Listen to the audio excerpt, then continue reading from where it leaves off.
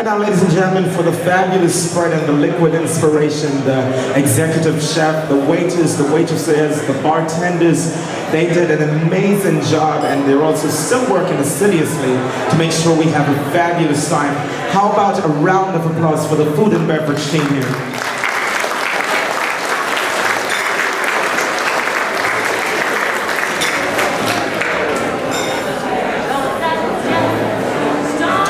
And now, ladies and gentlemen, to give his review of 2015, the president of the Negril Chamber of Commerce, let's welcome Mr. Lee Issa.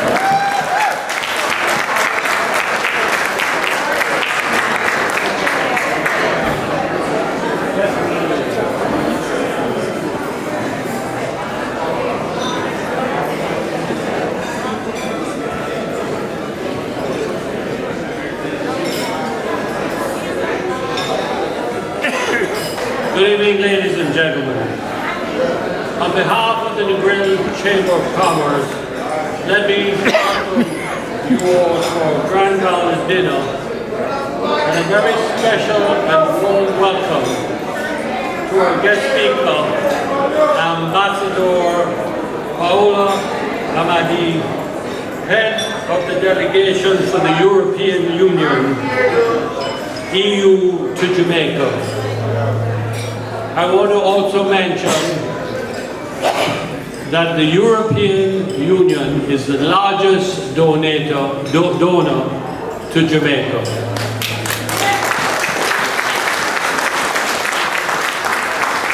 I want to personally thank Paola for coming tonight because she's recovering from dengue fever. And to make this long trip from Kingston to come here, we're very we're very appreciative of your action, and want to thank you for being here. Now, I want to tell you what the Chamber has been doing over the past 12 months. First of all, we have brought back the Negril Guide. After 3 years after.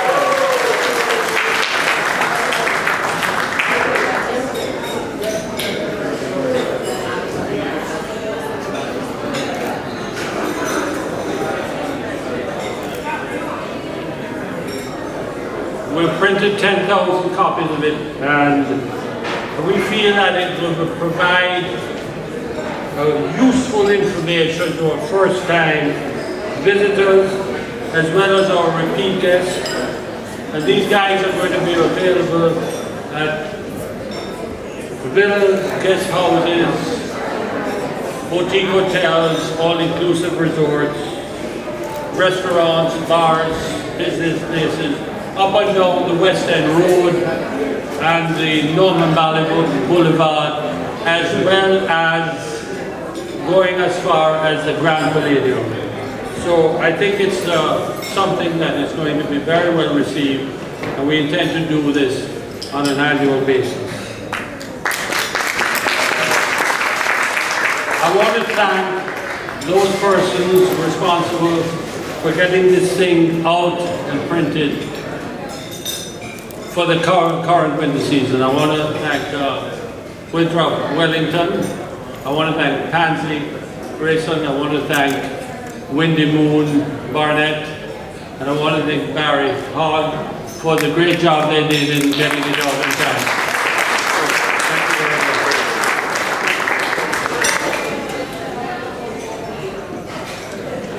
much. You know, when I first came to Negril 35 years ago, and I built my home here, the thing that I found most attractive about Negril was the fact that it was a low-density, low-rise resort community.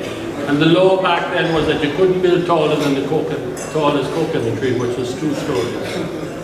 And in those days, the density factor was 15 habitable rooms per acre. Well, things are different today. I guess this is the price of progress. And while we in the chamber are in favor of development for Negril, we feel that it must be sustainable development. Protecting our fragile ecosystem is vital if Negril is to strive and prosper as a tourist destination over the long term. Now, in light of the new building development order, increasing building density from 3 to 4 floors and reducing setbacks from the high water mark from 150 feet to 90 feet is no doubt going to put more stress on our infrastructure and environment. Therefore, it becomes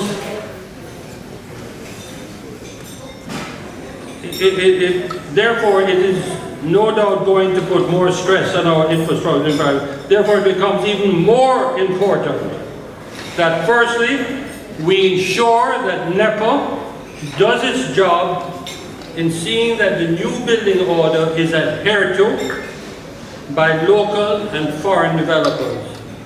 In addition, we must demand that NEPA leads the charge in correcting the environmental ills of the past. One of the first things we must do is we must restore the morass to its original state as a wetland.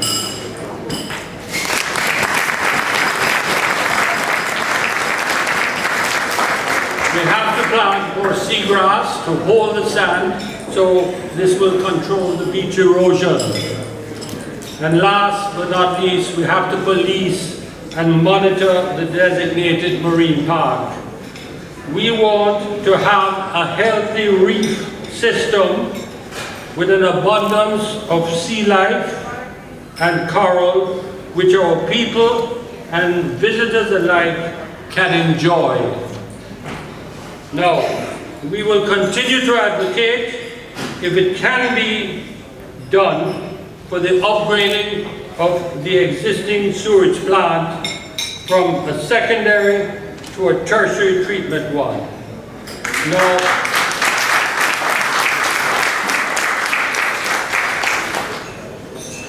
Now the National Water Commission tells us that the sewage plant can have additional reserve capacity to absorb more development to the extent of maybe another 1,000 rooms for the Negril area.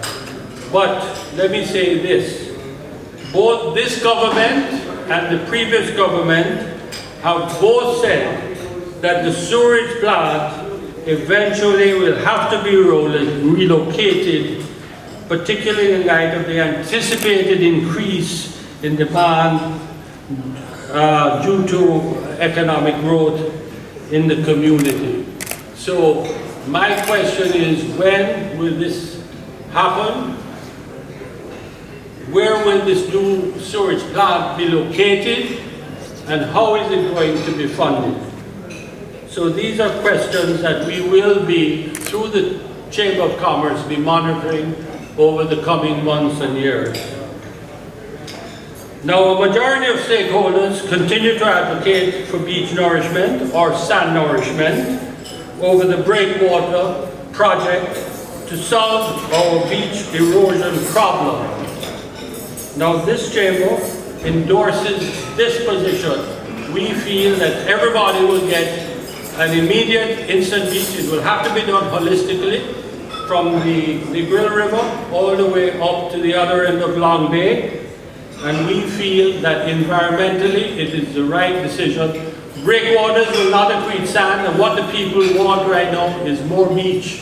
And therefore, because of that, we are endorsing that the sand nourishment program is the right solution for the beach erosion problem in Negril. Here, here.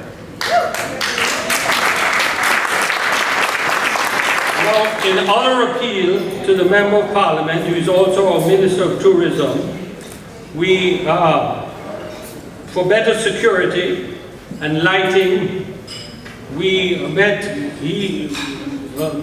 had been kindly responding, and we met with him to discuss our crime problem. Apparently, with the increase in crime from Westmoreland and from Hannibal, it seems to be infiltrating into the Negril community. And this has been a problem. And it is very important that it be contained. And because of that, we met with our minister, who is also the member of parliament for the area. And we spoke about more boots on the ground, more mobile vehicles to deal with certain situations, as well as closed circuit cameras and lighting in some of the public areas.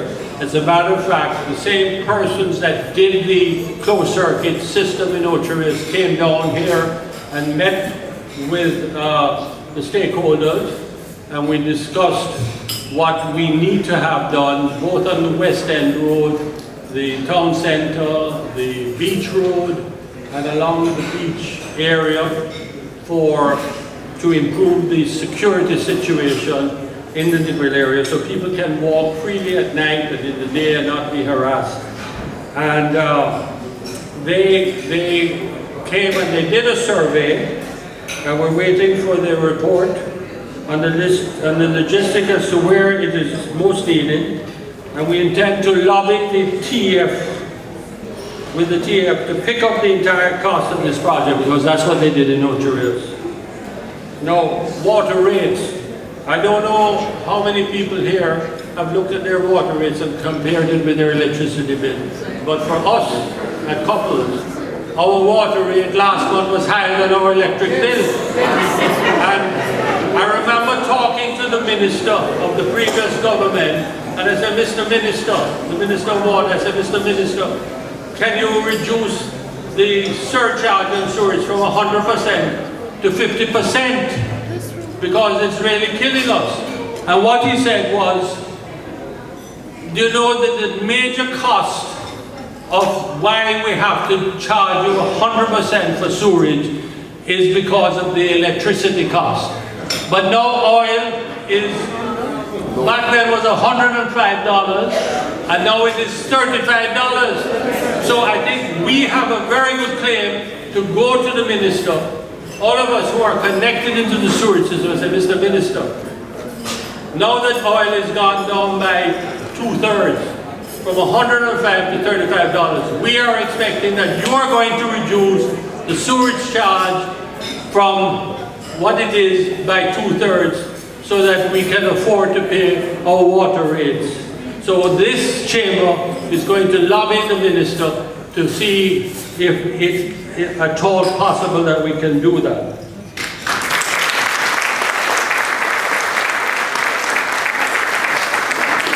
Now we have a medical clinic here in Negril that is working at probably 25% of its capacity.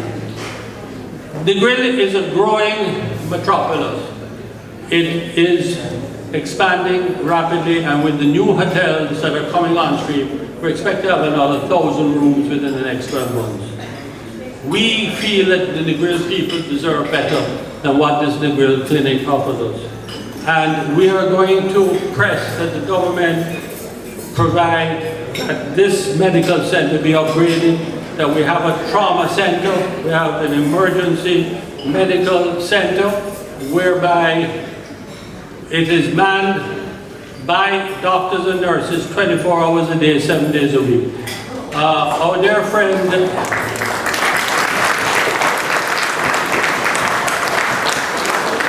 I believe that if we had such a center with CAT scan and ultrasound, our good friend Hough, who was a member of the Chamber of Commerce, that he would still be with us today if we had such a system in place.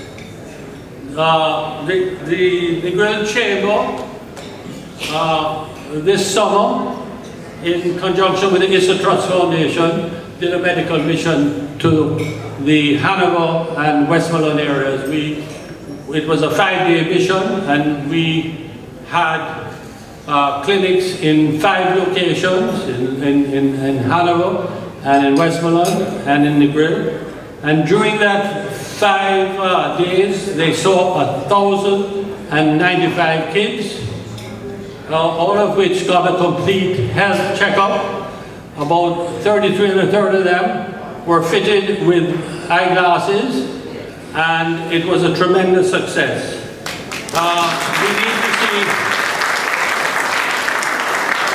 We need to see more partnerships between the private and the public sector in bringing good health care to our community.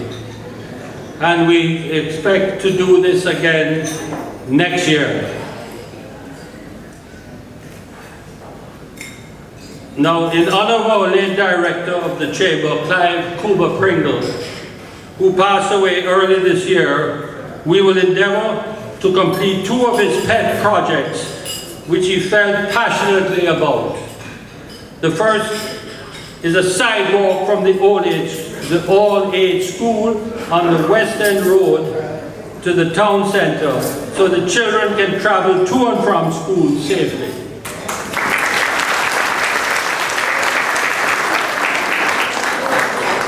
We have the drawing, but there are some obstacles to surpass. We have to get the private property owners to agree to give up 5 or 6 feet of their land so we can put the sidewalk in. But we're working diligently on that, and we hope to pursue it in 2016. The second is to build bathrooms and changing rooms adjacent to the football field behind the police station, so our young people can participate in sporting activities like football and cricket. The Westmoreland Parish Council had signed off on this some time ago, but nothing has happened. We intend to pursue this and put pressure on the government that this thing has to be done. We need to have a proper playing field for our young people so they can let go of some of their pent-up energies in a positive and constructive way. We need this for Negril. We deserve it. We are major contributors to the revenue of this country. We need more and better services here in Negril. I want to applaud our tourism minister and member of parliament on the new sidewalk on the Northern Valley Boulevard. I think this is a great addition and long overdue. What we're now going to ask for is that we need lights to be located in certain areas along the walkway. People can walk at night without fear that they're going to be attacked or hassled or whatever.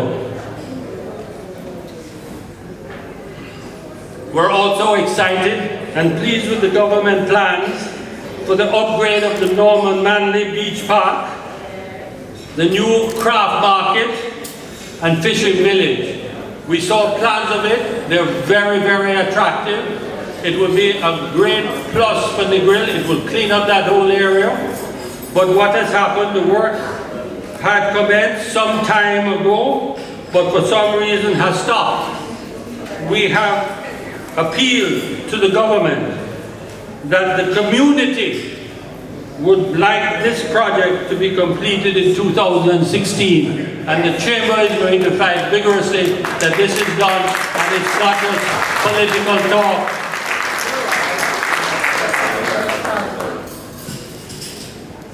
We intend in the new year to lobby for a better and more efficient garbage disposal service for Negril.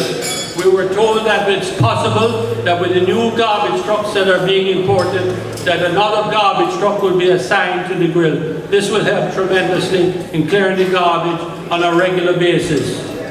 In addition to that, we want garbage bins to be placed in strategic positions along Norman Manley Boulevard, along the Negril Beach Park and other public areas, so people will have a place to dispose of their garbage rather than just throwing it on the side of the road or on the beach. We are going to press for this in the new year.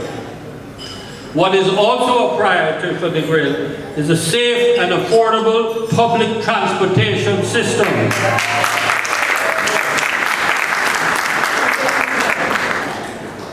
Lucid to Negril and back, South to Negril and back. Too many of our people who work in the industry who leave late at night to go home, have to take these robots. They don't know who they're getting in the car with. And there have been some incidents of harassment and rape. This cannot continue.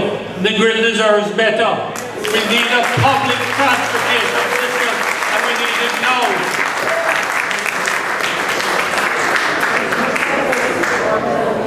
Mr. Carter, who had bought the Whitehall estate, has graciously donated land in the Whitehall area to the Chamber of Commerce to create a multi-purpose educational center where language courses, F&B courses and computer science courses will be taught. We will also have early childhood learning and a cultural center.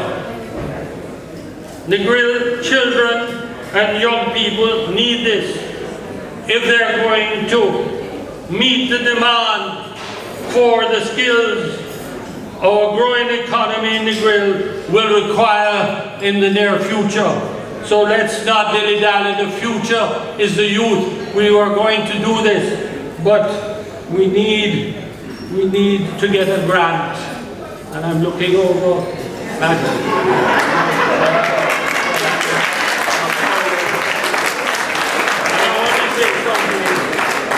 Paola, Amadei.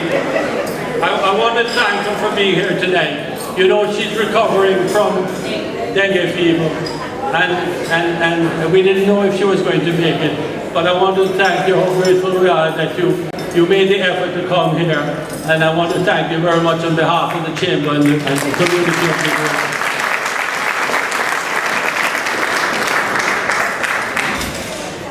Another subject, another controversial subject is enforcement of the Noise Abatement Act. The Noise Abatement Act in Negril is not working. We need to find a way of how the residential properties on the West End and Norman Valley Boulevard can coexist with the entertainment sector. While we respect everyone's right to make a living, visitors and residents alike also have a right to a good night's sleep without being blasted out of their slumber.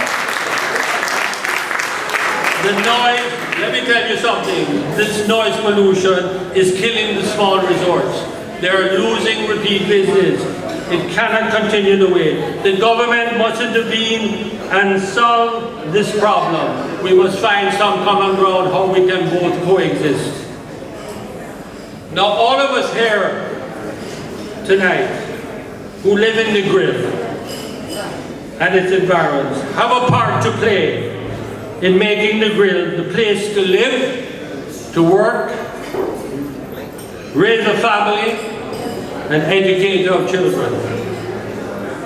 Proper disposal of our garbage, keeping our homes and business places clean and orderly are our responsibility. It is amazing what a little paint and landscaping can do in enhancing our properties. This is good business sense. We should all practice this. So let's all take pride in our community. Negril is a treasure. Let's not lose it, but rather preserve it for future generations. Now, Negril contributes annually millions, literally millions of US dollars in revenue to the government.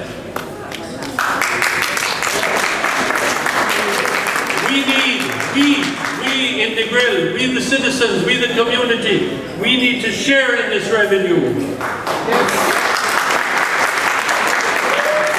Perhaps, ladies and gentlemen, it is time for Negril to have its own local self-government and a non-partisan administration.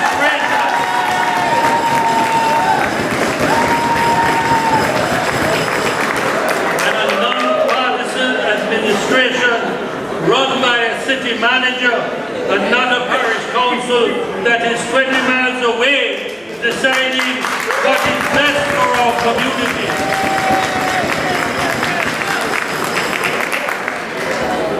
ladies and gentlemen, in the meantime, what can we do?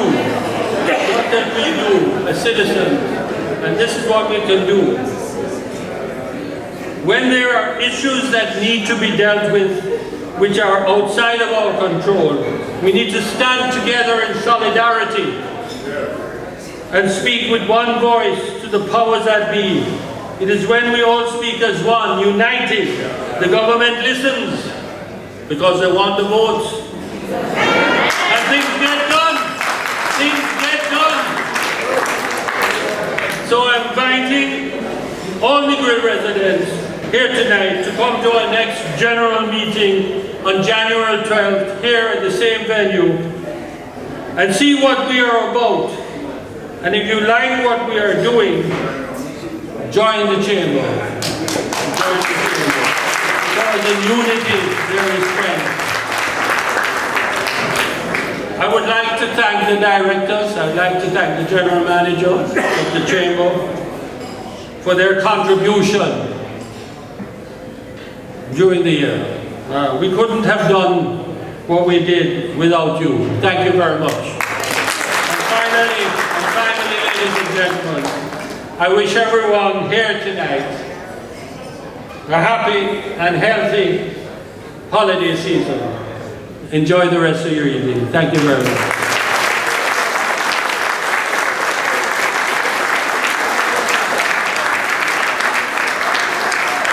Captivating, insightful, a wonderful year in review.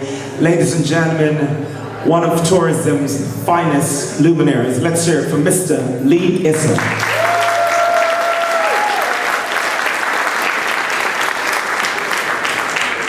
And now to present our guest speaker, a director of the chamber, let's welcome Mr. Winthrop Wellington.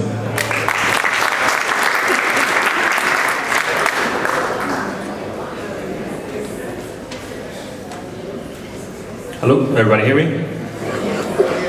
All right, good evening, ladies and gentlemen. My name is Winthrop Wellington, and as mentioned, I am a director of the Negril Chamber of Commerce, and I'm also the area chairman for the Jamaica Hotel and Tourist Association here in Negril. I am extremely delighted to be here this evening and to have the honor of introducing our guest speaker this evening, Ambassador Paola Amadei. Ambassador Amadei holds the position as the head of the European Union to Jamaica, Belize, the Bahamas, Turks and Caicos, and the Cayman Islands. Based in Kingston since 2012, she is the first female to have taken this position here in Jamaica. Born and raised in Italy, Ambassador Amadei holds a degree in economics and a diploma in high European studies, as well as a master's in international relations. She is fluent in Italian, French, German, and English. And as proof of this, the Negril Chamber of Commerce has asked her to give her keynote speech in Italian, French, German, and English. Thank you for laughing. Well, as impressive as Ambassador's multilinguistic and academic background may be, in my research, I found where she sets herself apart most is in her fight for human rights, women's rights, and that of the environment. In the recent crisis that we've had here in Jamaica and the upsurge in prenatal deaths, Ambassador Amadei was able to secure 250 million Jamaican dollars towards neonatal care from the European Union. In respect to the environment, Jamaica was recently ranked 127th in the world in environmental sustainability, tied for last place amongst 9 other countries. On the heels of this news, the ambassador brought to the public forefront the economic opportunities and also the social opportunities in adopting more environmentally focused strategies. Jamaica has a true gift in having Ms. Amadei head the delegation to the European Union here in Jamaica.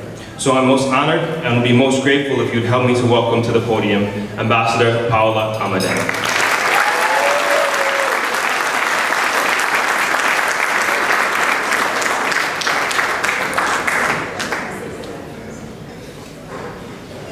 Ladies, gentlemen, good evening. I would need to ask your attention because my voice doesn't carry like the voice of Mr. Issa or of the Master of Ceremony. So I ask for your attention. It is a great pleasure for me to be here in Negril. As I was saying, during the 4 years I have been posted with my family in Kingston, I would have been here much more often, only if Negril would have been a little bit closer to Kingston. In fact, I would have been here already last weekend because I was planning to walk the 10 kilometers of the Reggae Marathon. But because of dengue, I couldn't make it. So I hope to repeat the wonderful experience of Reggae Marathon next year. So I will not be posted in 2016 in Jamaica, but I hope I can come back for this opportunity.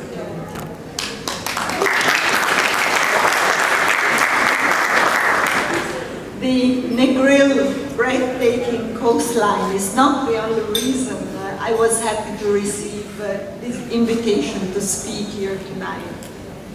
Rather, today's occasion is a welcome reminder of the European Union long-standing relationship with the Negril Chamber of Commerce. Thank you. Thank you. Which stretches back to the Chamber inception. In the mid-1990s, the European Union was proud to fund the construction of the Negril wastewater treatment plant upon the request of this chamber.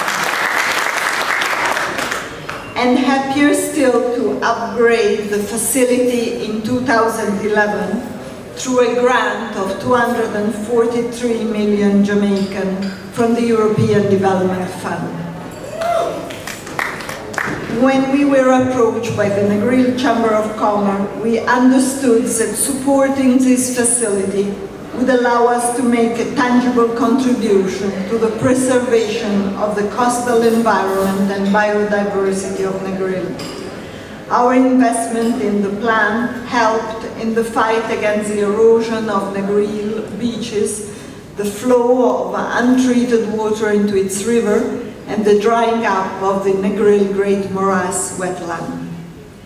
This project is just one example of the transformative effect of the European Union partnership with Jamaica, and I'm glad this was the first project I inaugurated here in Jamaica, together with the ambassador in the EU member state back in 2012.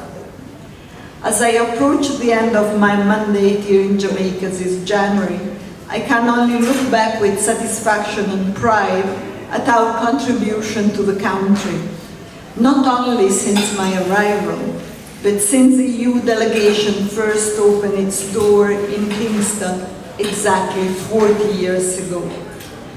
Over the past 40 years, the European Union has established itself as Jamaica's largest provider of grant assistance, like Mr. Issa reminded us all.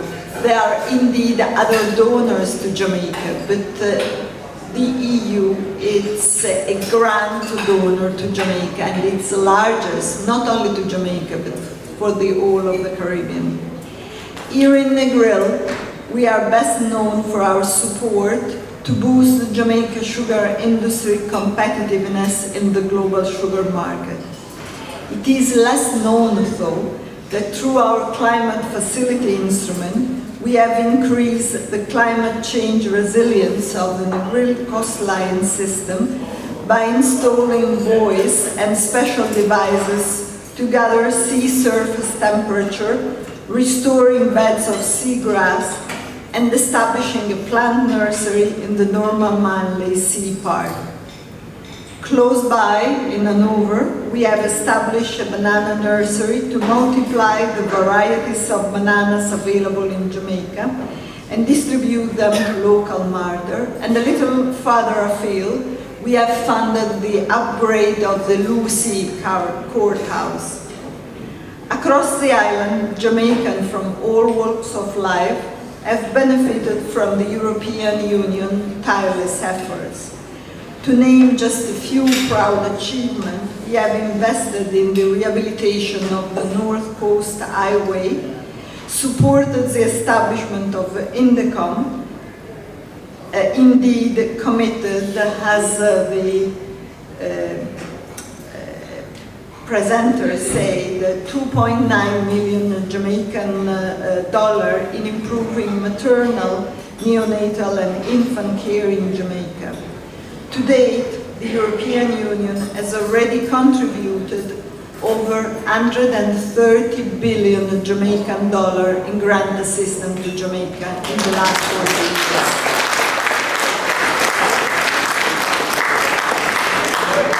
Looking ahead, the new national allocation for Jamaica under the 11th European Development Fund, which is spanning from 2014 until 2020, forecasted a contribution of an additional 5.8 billion, with a focus on reforming the justice sector, improving environmental protection and climate change mitigation and adaptation, and strengthen the country's public finance management. This is a clear sign of the European Union's continued commitment to our partnership with Jamaica.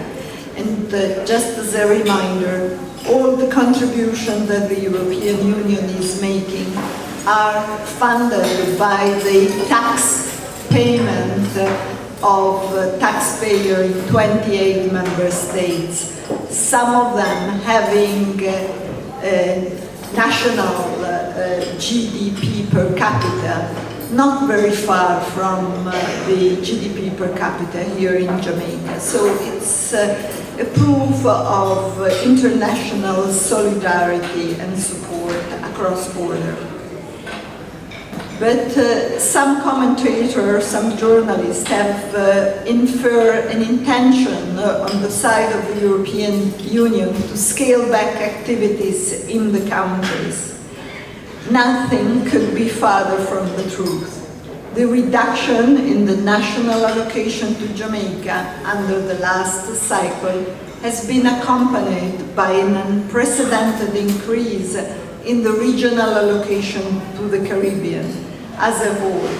An allocation that for these 5 years, it's of a total of €1 billion, 130 billion Jamaican dollars. Under the 11th European Development Fund, there will be a specific allocation for the region as a whole of 43.5 billion. And from this fund, Jamaica can benefit both with regional program, but also with multi-country program, for instance, with specific projects for the Northern Caribbean. And these programs are concentrated in areas that are very important for the region, but very important specifically for Negril, because they are programs in environmental protection and climate change, crime and security, and increase regional integration, including transport.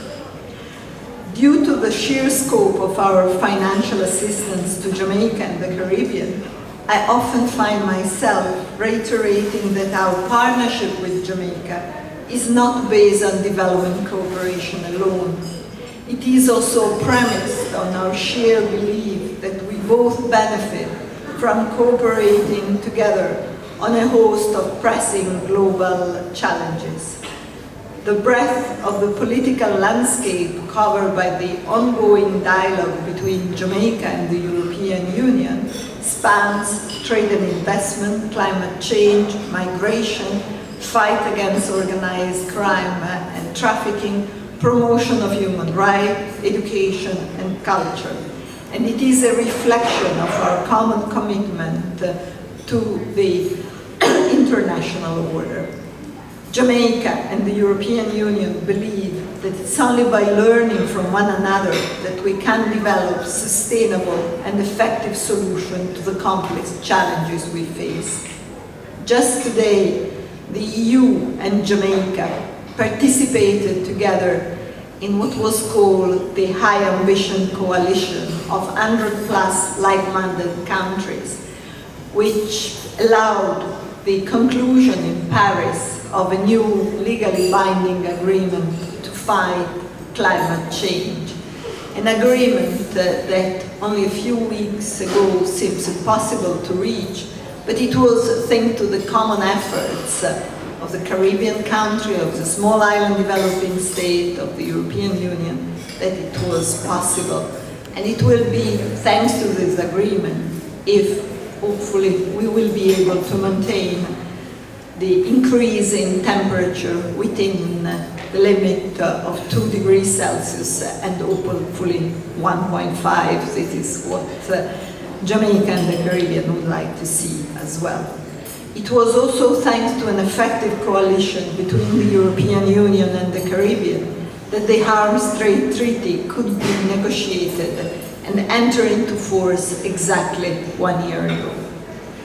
Of course, this audience knows that Jamaica is important to the European Union because so many of our businesses believe in the potential of this country's tourism industry. And not only. Investor confidence in brand Jamaica is evidenced by the amount of European investment these countries continue to attract year after year. According to an estimation, the Jamaican tourism industry would have attracted already between 2,000 and 2,500 million US dollar of investment from Spanish businesses alone. This investor confidence will only increase as Jamaica stays the course set together with the IMF and redouble its efforts to reduce the crime rate. This is, of course, saying nothing of the number of European tourists who continue to flock to Jamaica each year, which the number of stopover arrival from our countries continue to increase year after year.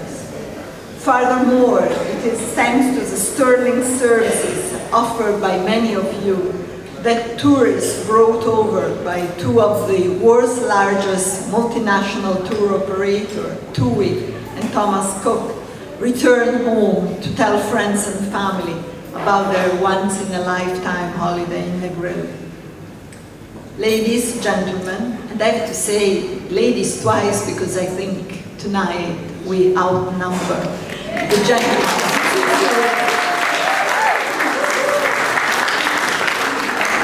In both of your role as business women and businessmen and committed Jamaican citizens, you are invested in the continued success of the partnership between the European Union and Jamaica. As we have proven time and time again here in Negril, our delegation doors are always open to the Chamber of Commerce suggestion on how we can incorporate environmental and biodiversity conservation in Jamaica into our development assistance programming. As business people based on the Negril coast, you have a vested interest in the fight against climate change, and the European Union stands ready to support you, both through our national and Caribbean-wide allocation. Before allowing you to continue to enjoy this evening, I will therefore leave you with a simple message. In your effort to preserve the natural beauty of Negril, you will always find an ally in the European Union. Thank you.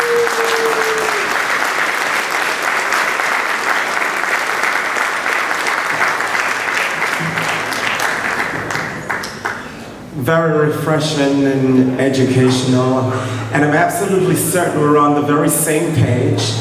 We'll embrace every and each information with every fiber of our being. We thank you so much, ladies and gentlemen, Ambassador Amadei.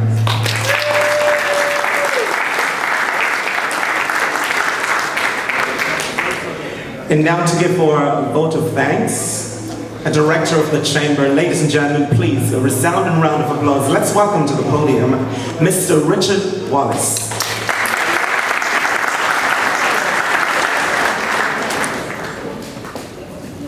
Thank you, Mr. MC. Good evening, ladies and gentlemen. My name is Richard Wallace. I'm a director of the chamber, and I'm honored to give the vote of thanks this evening.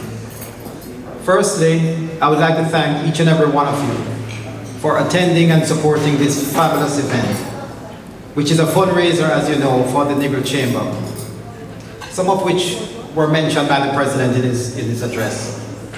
It is great that we as a community can come together, socialize outside of a work setting with friends and family, and have a pleasant evening together. And also, the ladies get a chance to dress up. And I know in the capital of casual, it's very rare when our ladies get a chance to dress up. And I'm sure the gentlemen will join me in saying that, ladies, you look fabulous tonight.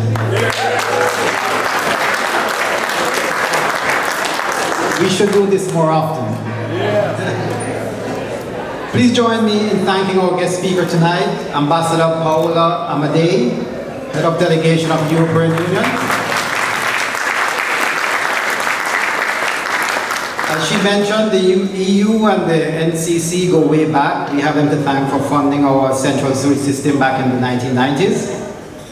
I was particularly saddened, Ambassador, to learn that you won't be the ambassador next year, but you know, I hope the next ambassador will continue the work that you have done, and we appreciate what you have done for Jamaica. Thank you.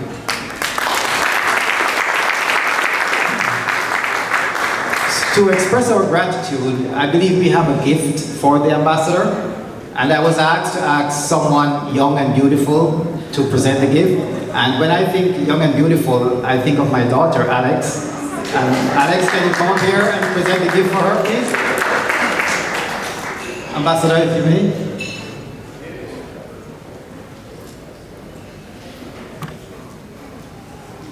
Thank you very much.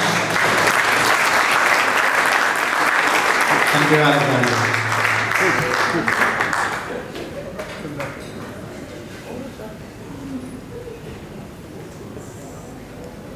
Photo opportunity.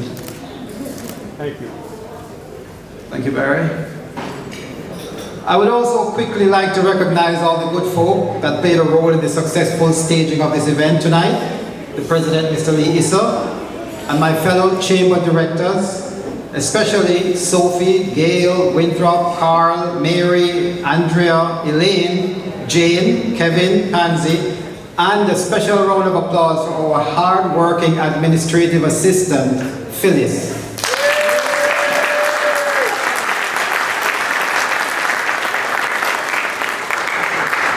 Thank you, Pansy, for the blessing, to our Master of Ceremonies, and to the management of Swept Away and their amazing staff who prepared and served our dinner tonight. Thank you. I was asked to give a special thank you to Conrad, who went above and beyond to make tonight successful as well.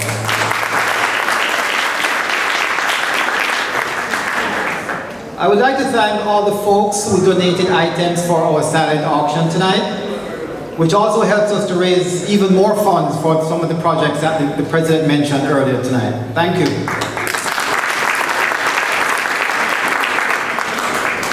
Ladies and gentlemen, before I go, I would like to make a plea to everyone out there.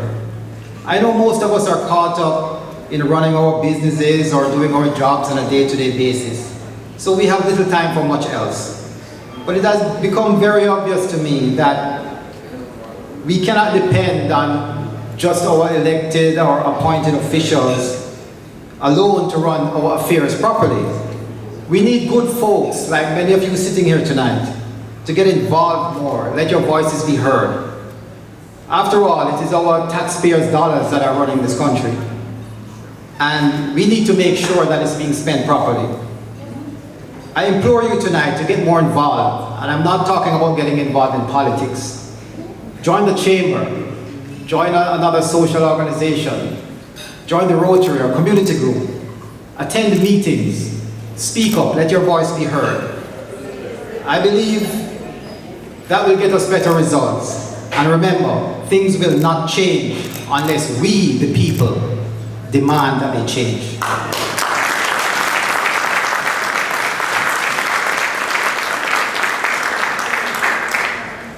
All right, well, now that I have you all riled up, let me end by saying thank you very much. Enjoy the rest of the evening and have a safe journey home.